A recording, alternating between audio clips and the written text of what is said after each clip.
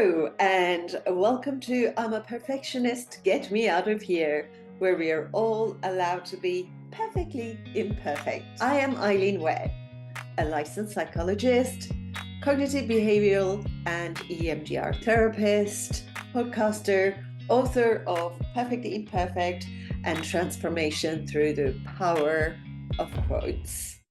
Over the past 32 episodes, we have been looking into how perfectionism affects us, the different individuals from different backgrounds, the way they grew up, where they have learned, and their expectations from themselves, others, and what they think others are expecting of them. We have not touched something that I would like to bring in today, which is about the younger generation, the young people and children. How are they experiencing expectations? How is that affecting the way, the things they expect from themselves, from others, and what they think others are expecting of them? That brings me to some data that Curran and Hill have analyzed of 40,000 students over, I think, uh, for several decades. And they saw that from 1987 to 2017, the percentage of perfectionism has increased, has doubled, actually. It has doubled from 9% to 18%. And they predict that by 2050, 1 in 3 young children will be suffering from mental health problems caused by those perceptions that they think of others are expecting of them. So what other people are expecting of them in their professional life and in their academic life, as well as their private lives. Now, that is a big deal. That is a worrying prediction. So today we have got an amazing guest, and we will be discussing how our times with social media and the expectations from schools and performance, how that might be affecting children and young people. Enjoy. Hello, hi, Sidra. It's lovely to have you here today. Thank you for coming. Hello, thank you so much for having me. It's a privilege to be on here. We are actually really, really excited about today. So I'm aware that your background is really fascinating. Would you like to just give a bit of background about who Sidra Naeem is and where you are right now and why you do what you do? So I'm a teacher by profession. I'm specialized in special educational needs and disabilities. So I'm a Senko. I'm also a chaplain as well. And I'm a lecturer for special needs in the teacher training units. Apart from that, I do lots and lots of voluntary work. I am a governor at a grammar school, and I run a women's group to empower vulnerable ladies through sports, mental health lectures, and cooking, and lots of other activities. I feed the homeless as well once a week. And basically, I'm just a community really person, a community advocate, if you like. How you get the time to do all of this is absolutely amazing. But there's also another thing. You're also the Queen's representative, or the King's now, aren't you? Yes, that's correct. Yes. So with all the voluntary work that I do around, Essex, but also in outer areas, I was actually nominated to be the Queen's representative originally, and she made me her representative. And then after that, now obviously the King's representative. I have that role until I'm 75 years old. And I think you can keep your title for Yes, that's correct. That's oh, correct. your Yes. life. That's so the work you have been doing as a volunteer, your your work in the community and the difference you've made. Would you like to tell us a bit more about how that came about and how you decided to do some volunteer work to help women and and and feed the people as Yeah, well? yes. I think how all the community work started was originally when I look at myself, I've always been a kind and caring person and an empathetic person, and I have always loved helping people, even when I was at school. And then it was after that really that something happened in the world. 9/11 happened, and obviously Muslims were being portrayed in a bad way. And I strongly felt that a change needed to happen, where there needed to be a good role model out there who is doing good things, and we needed to get in the newspapers for good things. And I think that is actually what triggered me. I was already a teacher, already had the skills of public speaking and lectures. All of that was happening even before. And on top of that, fused with my personality, which I believe is kind and caring and nurturing and empathetic, I thought, why not fuse the two and go out there and make a change, make a difference? And that was for everybody, the Mm. whole community, all different colors and creeds and genders and everybody. So that is actually what triggered me to go out and start feeding the homeless, start helping people who have got mental health problems. I already had the degree for mental health and special needs as well. And then on top of that, women, I was already an empowered woman already.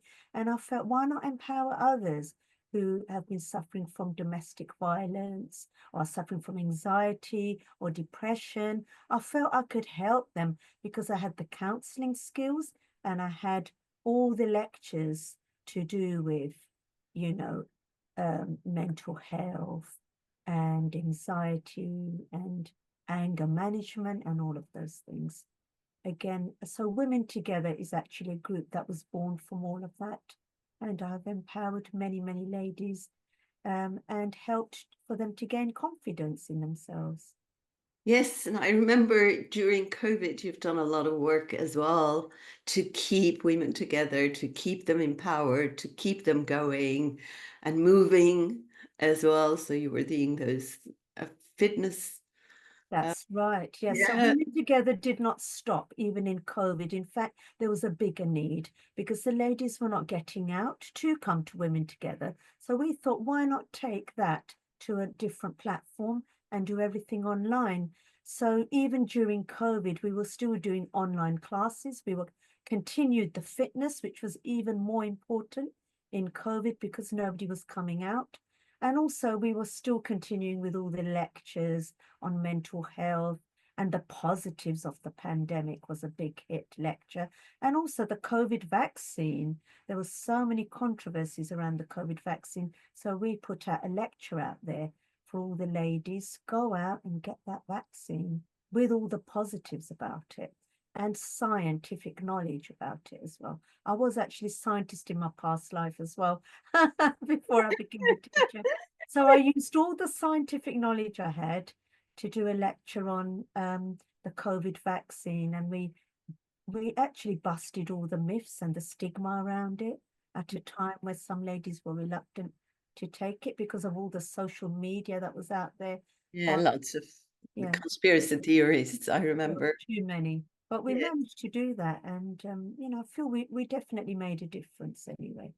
yeah. And my daughter is a pediatric nurse, and she was, Mum, tell everyone to go and get their vaccinations, please. Because she was also obviously working during COVID in wherever they were needed. Mm. So they worked hard as well. So I know that this is not where you're going to start with, but just out of curiosity, because you were so close with women during the lockdown as well, you kept in touch with all the vulnerable ladies and in Women Together. And how did you find, for example, domestic violence, those who were suffering from domestic violence or anxiety and depression?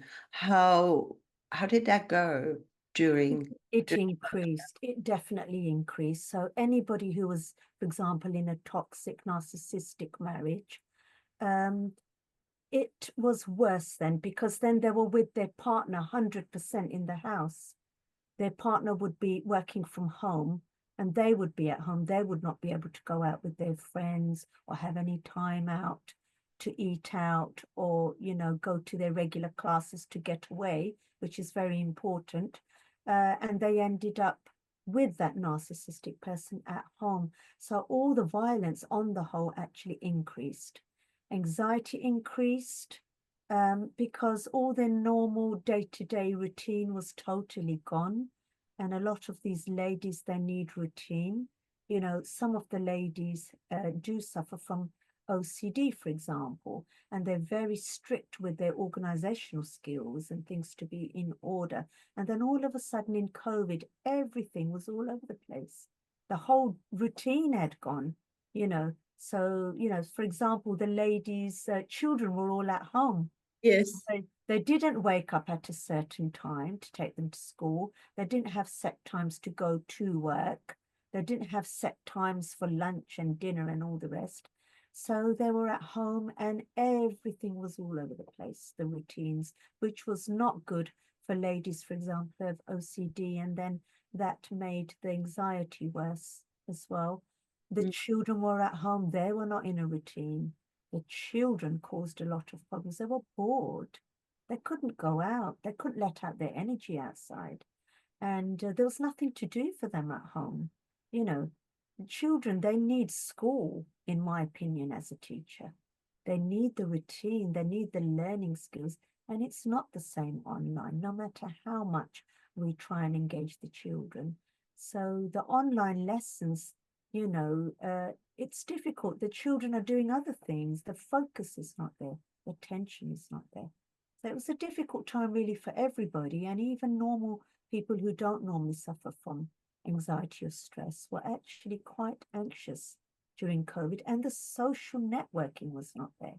We were cut off from our, friends and relatives. And again, Zooming to them is not the same as feeling and hugging them. No, never.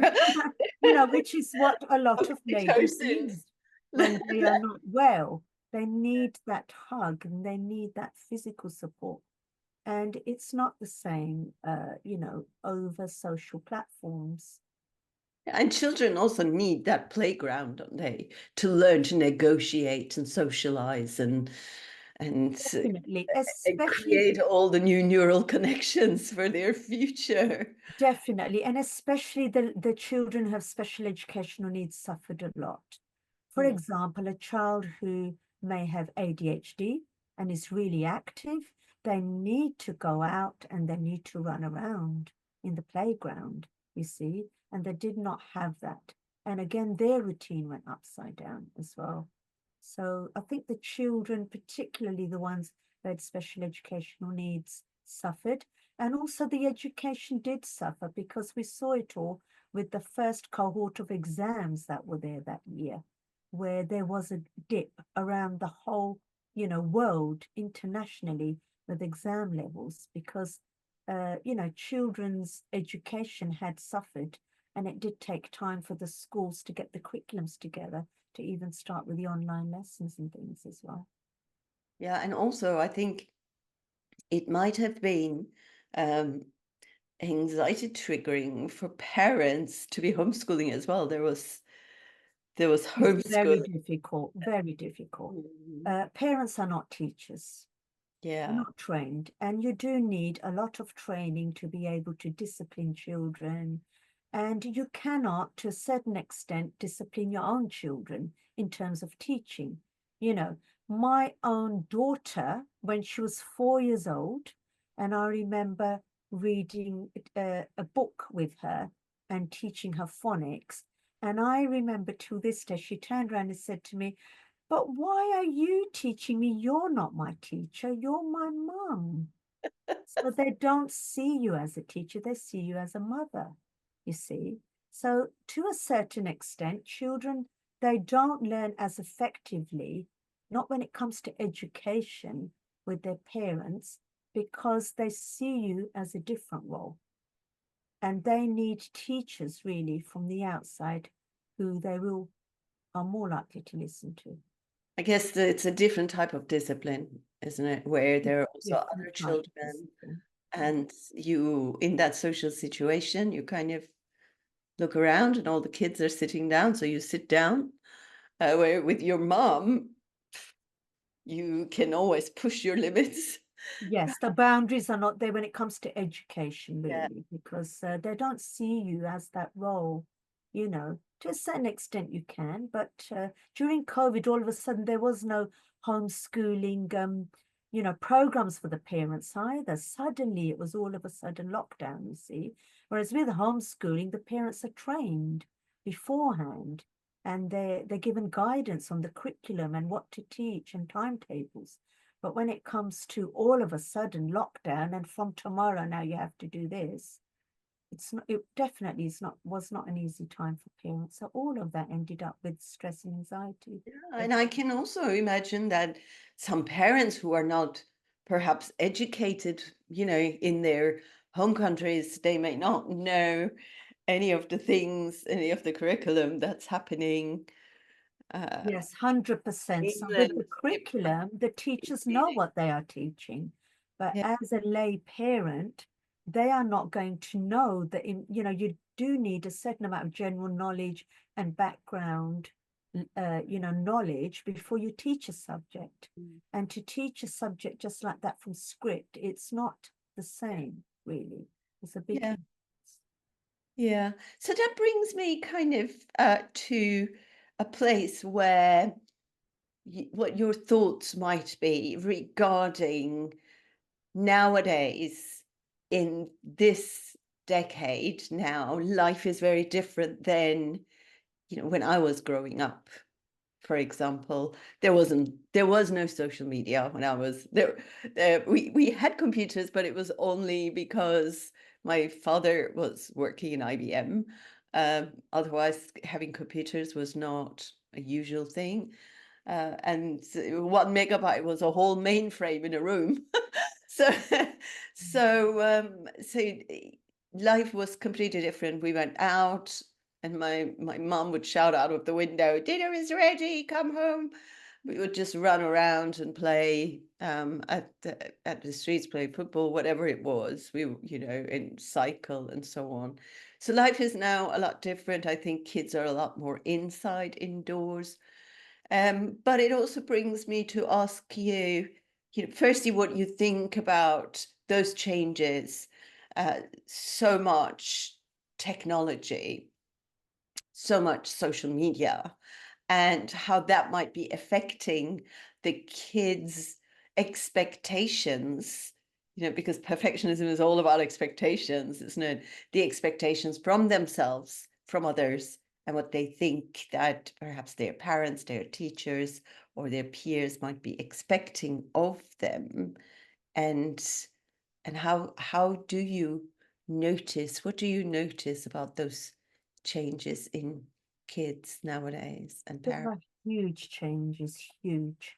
So, for example, when I was a child, we didn't compete so much because we wouldn't even know, for example, what other children's exam results are. Right. Nowadays, everything goes out on social media. Mm. Sometimes social media can be used as a platform to show off as well. Oh, I got this. I must put this, I've got this many A grades in this subject. So there is huge amount of competition and peer pressure nowadays amongst the youth. And there is definitely a higher expectation really to go by for the students of nowadays.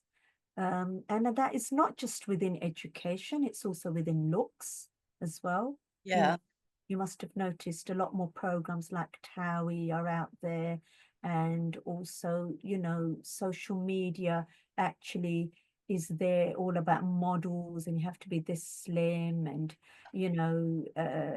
all these different surgeries that are taking place, and all the girls are competing against each other. It's Um, also fake, isn't it? There's a lot of fake in those news as well, there with is with photos, the looks. photoshopped Yeah, I photos. remember there was something about Beyonce was extremely upset that they had played around with her body on the picture before they printed her on one of the magazines. I can't remember, and she was like, "This is unacceptable. I'm not having that. This is Yeah. not the real me. Yes. You have Yes, played around 100%. with." You can lighten your complexion, you can smooth it out, you can add on bits. If you Yeah, look at get rid of things the. like, yes, You can smooth everything, something. everything. I mean, Snapchat is a classic example where, you can put your photo in, and then you can do all sorts, make it look all pretty. And then that's what's going out. And other people who are looking at these pictures do not know or can't even tell if they are fake or real. Only the person who's posted knows. And then that sets a standard really then for everybody else to conform by, or they Which is fall. a fantasy, isn't it? Which is not reality. Yes, I heard actually when you said to me, when you said earlier that they put, for example, exam results or what they're doing on social media, there's also those fake news that I heard, for example, a girl who had been on in a horse competition and she had actually fallen, but what she put later on, and someone knew that she had fallen off the horse, but what she put on the social media was like, "Ooh, went with flying colors," yes, that uh, it all went fantastic and I did the medal or whatever. yes, But some people who knew she had actually fallen off the horse. yes. So we don't know anymore what people are reporting, whether it's the truth Exactly, or exactly. But what that's resulting in is peer pressure, and not. everybody wants to be like everybody else because you are looking at so many people, not just within your own friends, but the whole world is on social media.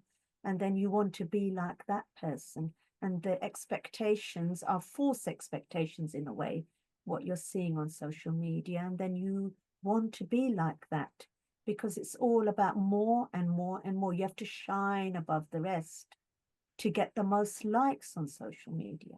You see, it's all about what can you put on social media that will go out and be a wow factor and get the most likes and views and things like that. All of that comes into it as well. And it's the dopamine addiction, isn't it? It That it is. is creating. Because Yes. every time you have a like, it's like, Yes. Yes. yeah, And then you want more and more and more. yeah, Just did a program recently on addictions, and what happens is the dopamine that's released is a lot more, but then your brain normalizes the dopamine, and then you need more and more of a kick to get the same result. I've yeah. studied this, and that's what the problem is. And this is why then in the end, so many, so many children and teenagers are suffering from mental health problems more and more nowadays. That's right. I also get quite a few inquiries about children under 12. Yes, yes, There is more, and I really do blame partially social media, I guess, yes, for this. And then what next brings us to actually what your opinion is about the parents' expectations and what success means nowadays, what people are expecting of their children, and what kind of pressure that puts upon their children. What are your thoughts, Sidra? yes. So even parents, they are also coming across social media and they've got friends, haven't they? And Mm, it's all about, again, inflating your children. They got this many A grades. What did your children get? There's a lot more awareness nowadays. And that then puts pressure on the parents to then try and force those opinions on the children. And this happens actually across the board on the whole, but particularly within the BAME community, there's an added problem. And that is that in our home countries, the higher jobs, like a doctor or medicine, is the job actually that is the one that is going to financially um, financially provide for the whole family, including the extended family.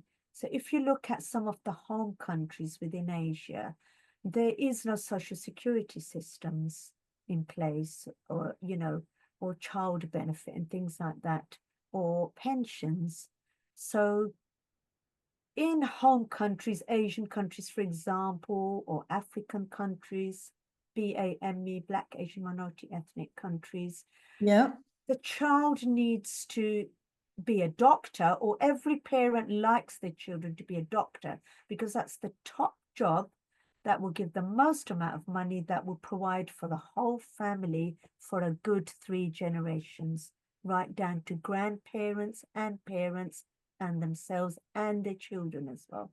So that mentality then is leaked here, comes to Britain, and the same parents or grandparents will try and get their children to get into medicine, because the same mentality of their home countries is then coming here. So they will push their children to do medicine, and there's a huge competition within all the families as well, because it's extended family network still, even though those families are living in this country.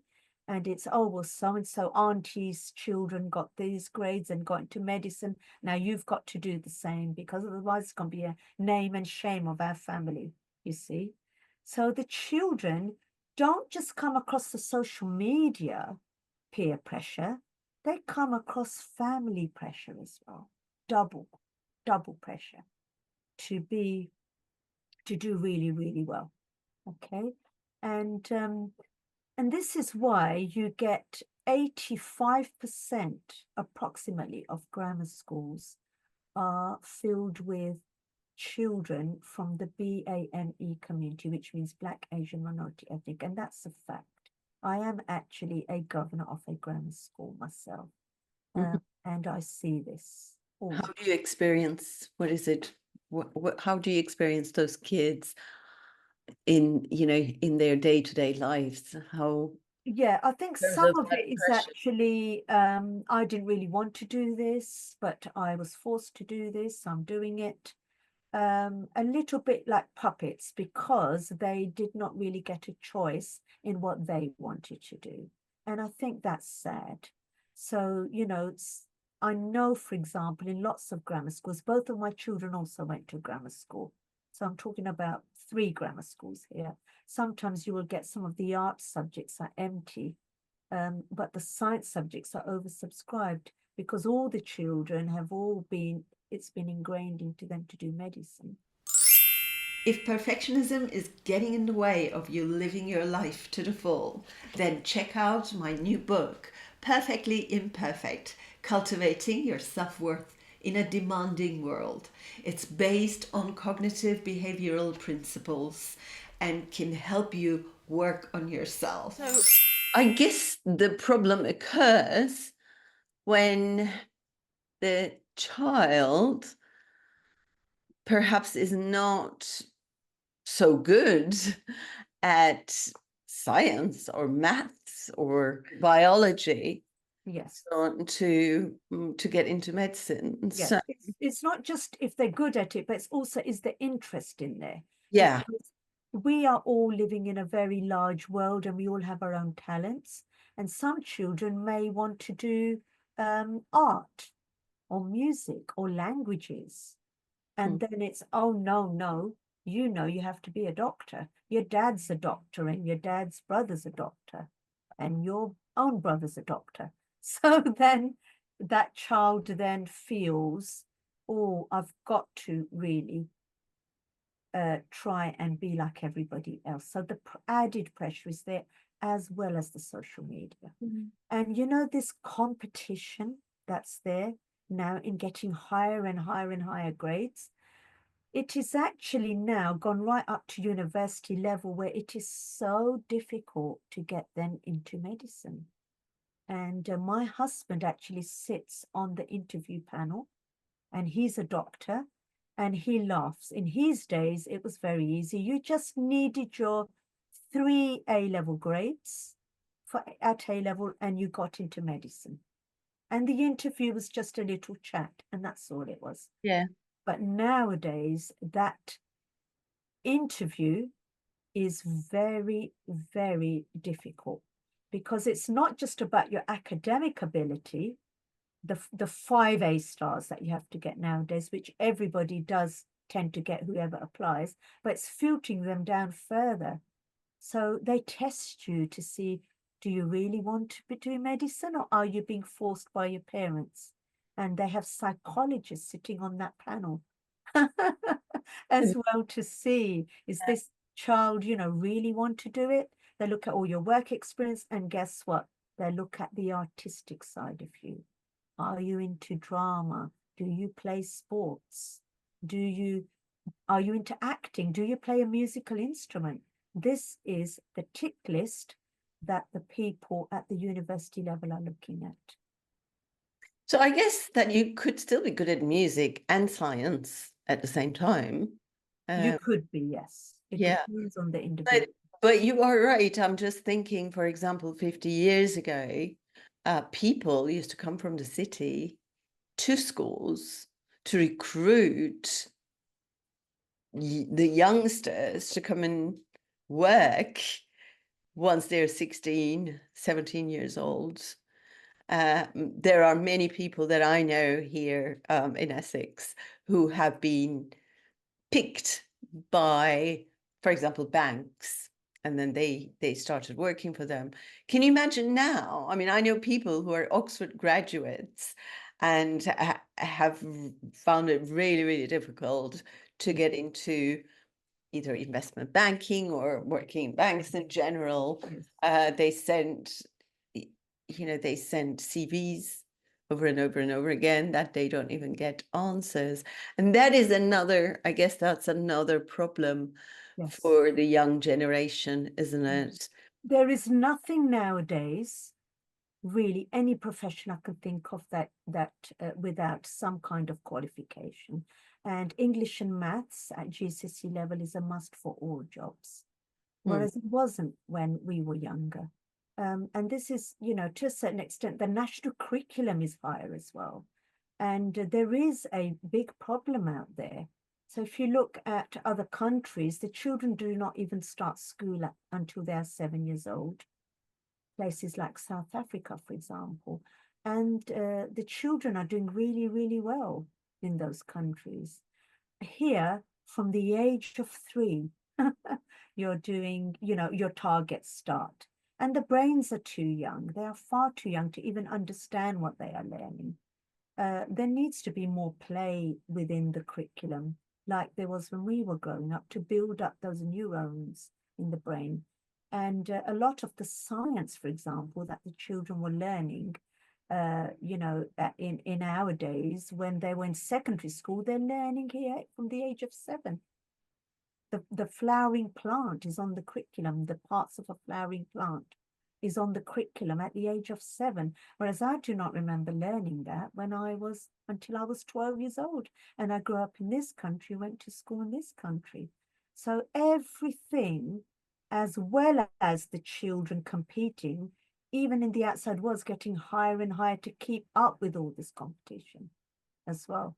That's very difficult, I feel, for the children nowadays. Yes. So Yes, what is your take? How can the parents and children can be helped? Because the consequences is really detrimental, isn't it? The generation that we are building at the moment, yes, the future generation is already suffering from quite early ages they are.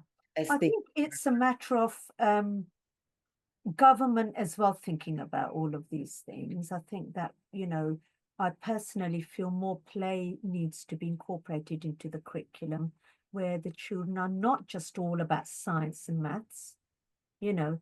I mean, the current curriculum, it actually tells you that this curriculum is only for somebody who has an IQ of above 70. So anybody who falls below that IQ of 70 or may have a special need, they are not going to cope with the national curriculum.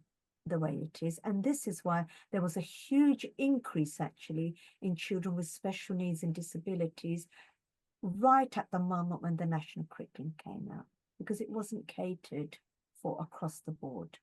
And children who, for example, have got ADHD, or even children who have attention problems, they need short breaks. In my days when I was at school, we'd have a playtime in the morning and a playtime in the afternoon as well. And our nursery stage, I remember it very well. I have a good memory. We were making paper mache masks, and we were doing lots of artwork, fun stuff that I can even remember even now. And nowadays, the children, it's all phonics and numeracy and things like that. So it's all added pressure onto the child at a very young age. And there needs to be other schemes at the university level. We used to have the YTS scheme, youth training scheme for youngsters, where all the students who didn't really cope very well um, at that university stage would then go on and join these schemes, and they would be trained manually, and then they'd get brilliant jobs at the end of it. But nowadays there's this competition. I have to go to university, I have to go to university, because everybody else is going to university. And Yeah, then and sometimes they get into that debt and they study something that they are not interested in yes, just because they have to go to university. that's right. And then at the end, there may not even be a job after it all. Yeah, The YTS schemes are really good. But also, I think there needs to be a lot more awareness with the parents on social media, for example, the damaging effects, and that's right. to limit, some of the people are, befriending, for example, some of the people who they are in touch with over social media, just to make sure who are they, because if it's like a extremist group for, I don't know, beauty, for example, that child may end up with eating disorders because of the people they're coming across. What kind of groups are your children joining on social media?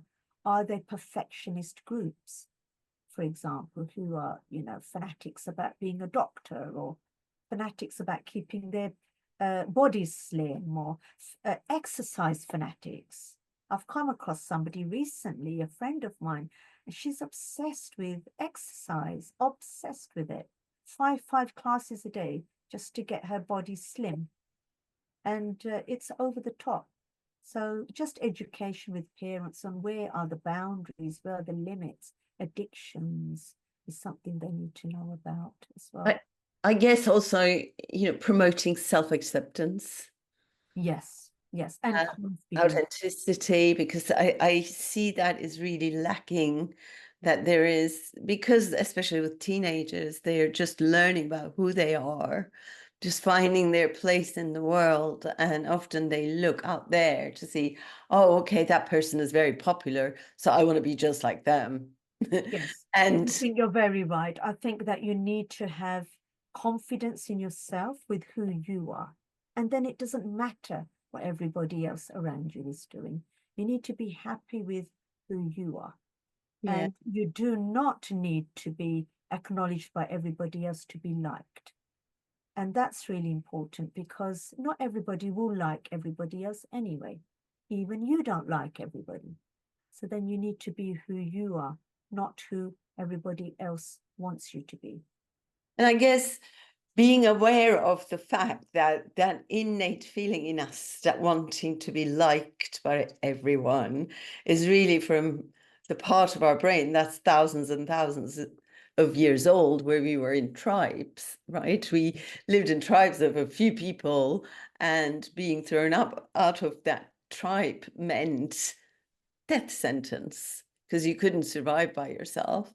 Mm. But now in 21st century, we have so many tribes. We've got Facebook, we've got Instagram, we've got TikTok tribe, we've got gym tribe, we've got science club tribe, we've got Mm. um, uh, another class tribe, we've got the swimming lessons tribe. We have so many tribes now that it's not possible to be liked by everyone in each and There every. is a saying, if I can remember it, I am me, uh, not who you want me to be, Not who you think I am me.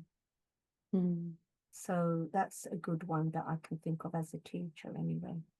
Yeah, beautiful. And just building it from inside up rather than from outside, Yes, and hoping that every time yes, you have that approval from outside, you feel better about yourself. So rather than that, building it from inside, that no yes. matter what happens. Yeah, you need to be happy with yourself and not need to be acknowledged all the time or accepted by everybody else, really. And Mm. this is where you have the problems then of trying to be perfect, because you are trying to conform to what they want, not who you want to be. If you want to be, see, if you accept yourself, then you will think you are perfect, you see. Then you won't need to go higher and higher and higher because you're satisfied. And I think the satisfaction is not always there nowadays. Yeah, just trying to be, I guess, like a certain looks, certain ways as well. I heard also that there was a lot of, young people who want to have cosmetic operations Hmm. or are having cosmetic operations, quite high amount. So I guess accepting our perfectly imperfect selves Yes. I is, think with the cosmetic stuff, I've explained to somebody who I've come across a mother who is really obsessed with getting her nose slimmer and getting other bits done. And I said to her one day that when you have children, they are still going to have your old nose because your genetics are not going to change. And then I said, what are you going to do to your child then? You're not going to operate on her to have her nose then slimmed, are you? And then all of a sudden it clicked. yeah, that's Because really you know, very you can do what you way. like yourself, but then that does not change your genetics because your parents are still going to have that nose.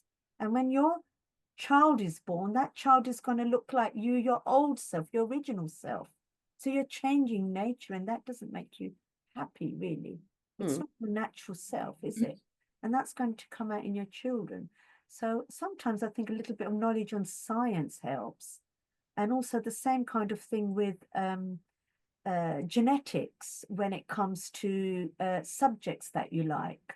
So, for example, uh, say, uh, say, for example, your parent is artistic and is really into art, and then you are forced to go into medicine. You may find your children are going to go back to being an artist because that's within the genes, you see.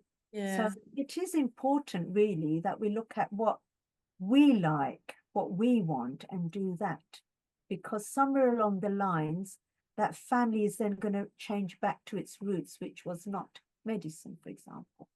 I think That's that, really interesting, isn't it? Because, I thought of that the other day. I was watching Who Do You Think You Are with, and Ollie, it was Ollie Murs, and he was looking for his, just information about his great grandmother and great grandfather, and found out that they were actually doing circus act where he was playing the guitar right, of a ladder held by yes, his partner, and y- and Oliver, as we know, is musician, yes, and he didn't even know that yes, his great grandfather was yes. playing the guitar and performing in See, one of. that's an example. You're Hmm. changing your family structure and you're changing your family dynamics, then, are you not? Then, Yeah, by and going against what you want.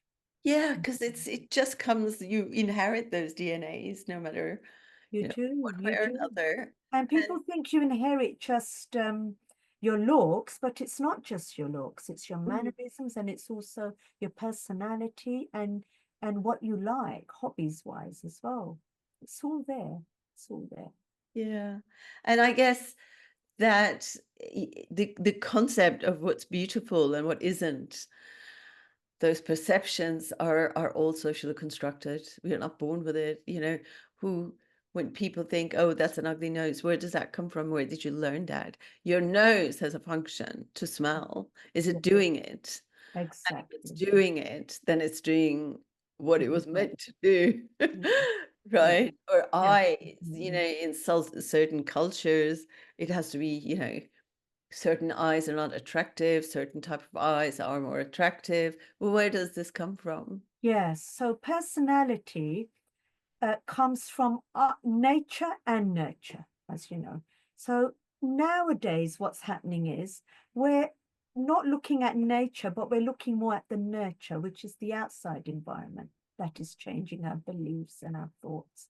But if we went more towards, the nature side, which is the genetics and what we want and what we feel, we would all be happier people, really. It would be a better place. And we Yes, will keep promoting this together. yes, definitely, definitely. Sidra, we will keep empowering people and women who are also most of the time tend to spend more time with their children so that we can help them empower their children and accept them as well. It's Mhm. been uh, it's been amazing chatting with you. Is there anything that you feel we haven't covered that you would like to add before we finish today? I think that we've covered quite a lot of range of We topics, really, and all we Yeah. can do is just to continue really with our good work and hopefully change people's lives. I think the awareness is actually there about the damaging effects of social media, but like I said before, it's really a government level problem, some of these things, really. If they lowered the standards down a little bit, with schooling and education and parliament laws were put into place and go a little bit back to what it was in the olden days, life would change a little bit. Social media, they can stop some of it, and that would get the children out more, wouldn't it, as well, out in the world. And, there's children out there who can't even ride a bike nowadays, which is so important, really, for both sides of your brain to connect with the neurons, both sides, left and right, and all of this kind of stuff. It's not happening, you see. And if the social media side sort of lowered down a little bit, it would get children out and go back to the olden days. It can happen, but I think sometimes I feel it's a government level issue which needs to be dealt with at the top, really. And Uh, sorry, No, that was it. That's all. any final wise words for the parents who might be concerned about their children's use of social media or what they are expecting of their children and how they are putting perhaps pressures upon them. Any Mhm. final wise words Yeah. to those I think parents? knowledge is gold. So you need to know the knowledge of what is actually happening out in the world and how it's affecting your child, but also to actively go out and seek the help. So if you do feel your child is addicted to social media or may have an eating disorder, for example, then don't forget there is help out there. There are coaches out there, there's counseling out there. You've got your local GP who can signpost you to the relevant organizations to not just help you, but also help the child. And there's family therapy organizations as well that can give family counseling. So it's actually to, be aware of those worries and anxieties and issues that are out there in the world, which you can do by gaining the knowledge in the first instance, but then take the relevant action by, going and actively seeking for the help and the support in the right relevant organizations. Yeah, yeah. Thank you so much. And we will also put the links to your organizations in the description so people can easily find you as well. Yeah. Thank you so much for coming today, Sidra, and all your input. I'm sure this has been extremely helpful, especially for parents who might be worrying about their kids' future, Yeah. as well as how they are striving now at the moment as Yeah. well. So thanks very much. It's okay. Thank you very much. Thank you for joining us in I'm a Perfectionist, Get Me Out of Here podcast. If you enjoyed this episode, please do leave stars and a review. Help me spread the word by sharing this with your friends and family. My practical manual, Transformation Through the Power of Quotes, will help you or someone you know get through tough times and feel happier.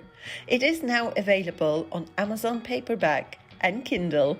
You can also check out our website, mindandmood.co.uk.